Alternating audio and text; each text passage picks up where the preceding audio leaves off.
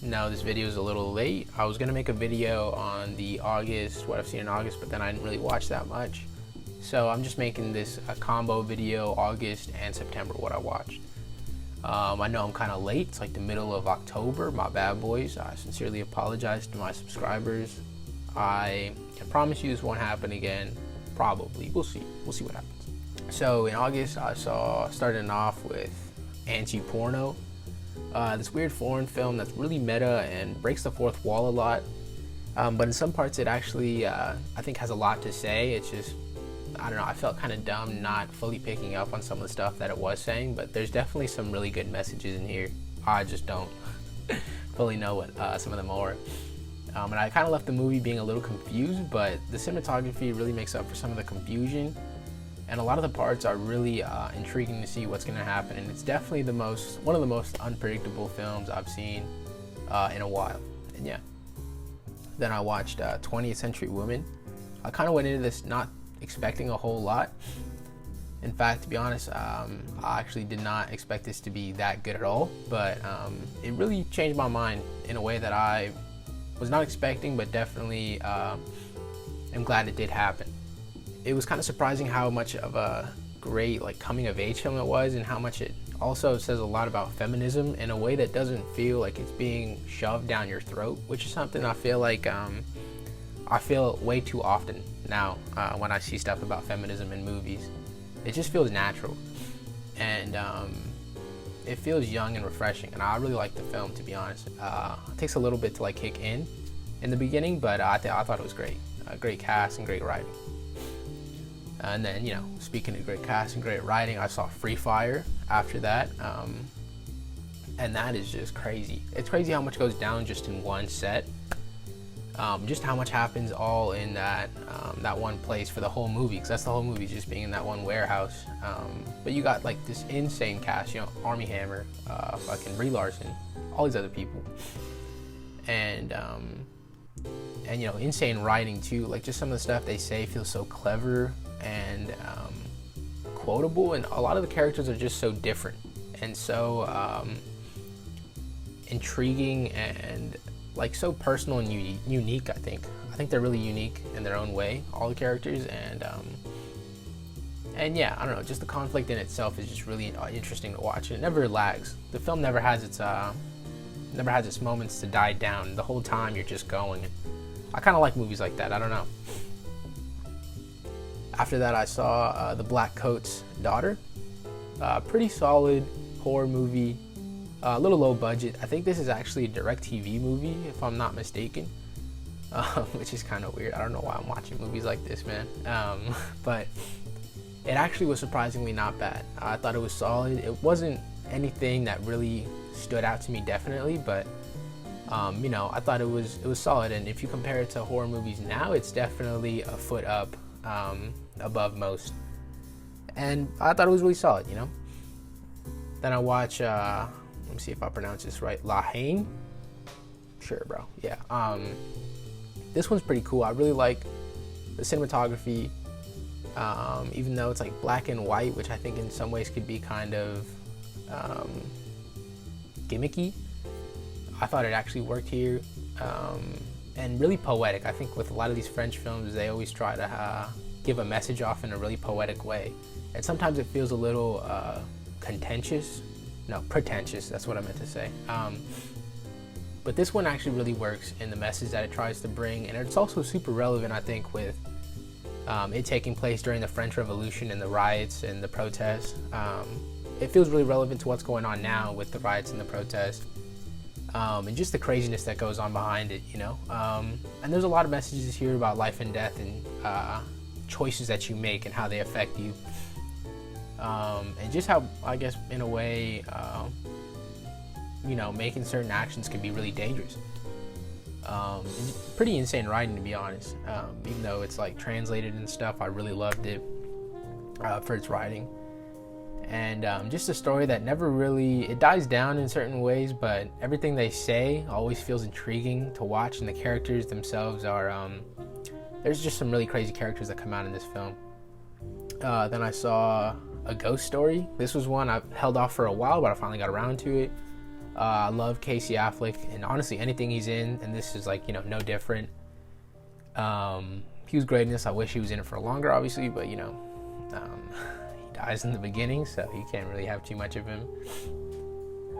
Weirdly felt a lot like Interstellar in a way, the way it kind of tries to portray life, and the whole way life is like life and time, the way time just goes by so quick you don't even realize it type thing. And after finishing this film, it just kind of felt like my life was complete in a way. I don't know.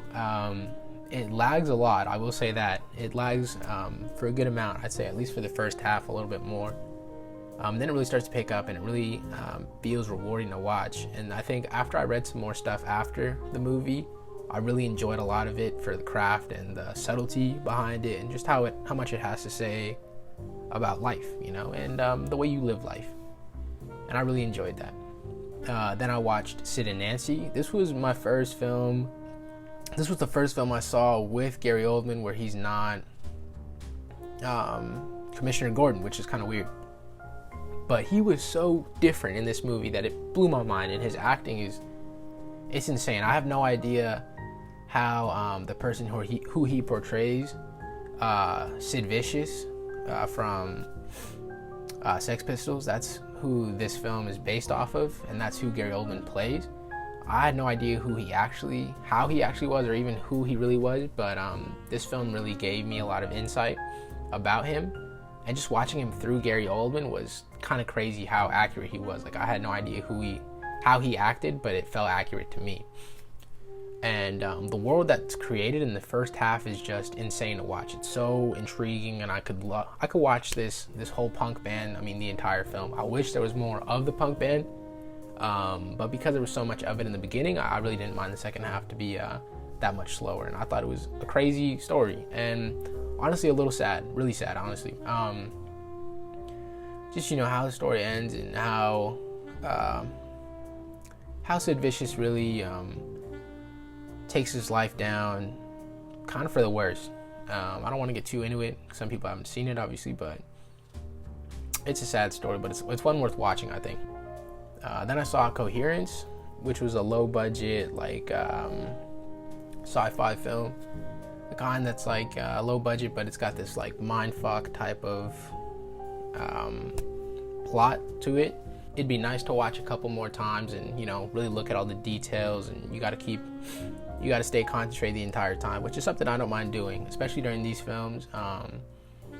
And it takes a little bit at the beginning, but it never feels boring as well. I think a lot of the writing really works, and the chemistry between the actors, even though it's like low budget and they're probably just family friends, the chemistry really works too.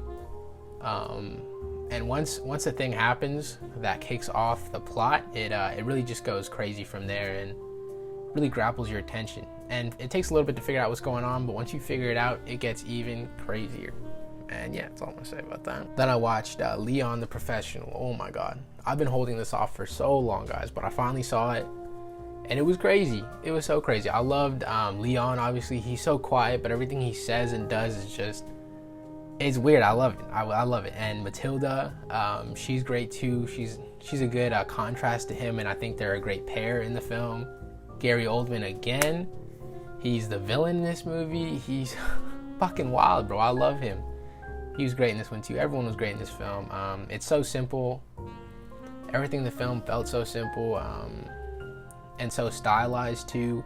It's just a great watch. I think there's parts where it could lag a little bit, but it's definitely nothing that brings the film down at all, really. Maybe a little long, but nothing bad. And the action is just insane. Just some really great moments in this, and yeah. Then I watched Yi Yi, which, shoot, man. I think this film has got a lot to say about life too. It really feels like one of those slice of life movies. I think it was like 3.5 hours. It was long, I'm not even gonna lie to you. And the first hour, to be honest, was hard. It was tough to watch, but I think as it goes on, you start to get this connection with the characters in the movie, and it shows so many different characters. It can be hard to catch on what's going on with who and who the names are and stuff at the beginning, but by the end everything makes sense. And it's really honestly sad, just watching, sad and beautiful type of way, like the type of way where it's so beautiful you start like crying at the end, you know. And the way it just portrays life and captures just what life is, life as a whole. I think the way it's captured is pretty crazy in this film. And just, you know, it feels real. Nothing about it feels super staged. It feels like someone's real life is being portrayed here. An entire family's real life, to be honest. And I really just enjoyed watching that. By the end, I really felt for all the characters, and you could feel the character arcs in the film, and I really don't know. It's just, there's not much to say about this. It's one of those things you really just have to watch to understand. And after watching it, I just felt like, I felt so fulfilled, but also so lonely at the same time. It's a bittersweet type of feeling, and I really liked it. Then I saw the Coen brothers Burn After Reading. I think in some parts it really a little bit kind of disappointed me. I think I might have expected more, and just the build up to the plot took a little bit. But the characters in this film, like any Coen brothers movie, really are so interesting, you know. And Brad Pitt and Kristen Wiig, the duo, are like insane. I love watching them. Especially Brad Pitt's character. He's so energetic and so corny in a way. But I don't know. I just loved watching him. He's so funny to watch. This was like Brad Pitt's funnies like role. I could not get enough of him, and I wish I got more of him. Like, damn. Man, I think that the idea is really good. I just think in some parts it kind of lags a little bit, but I thought it was solid. It was funny for its time. Definitely feels like a 2K type movie, you know, a Y2K type movie. But I thought it was solid, you know. Then I watched Da 5 Bloods, Spike Lee's joint, which was, I saw this in September, so it was after, obviously it was after the news of Chadwick Boseman, which, first of all, rest in peace. That guy is a legend in every shape and way. So to see him in this movie, as, you know, he's the one from the crew of the Vietnam vets that died. So to see him remember him as the guy who died, and then he actually died just about a month before I saw this, was so like spooky in a way. But I really like the style that the film portrayed, just through like the flashbacks, but also coming back to real time now. The way like Vietnam's portrayed, and some of the problems that the vets go through, which I think aren't talked about enough for veterans of all kinds now.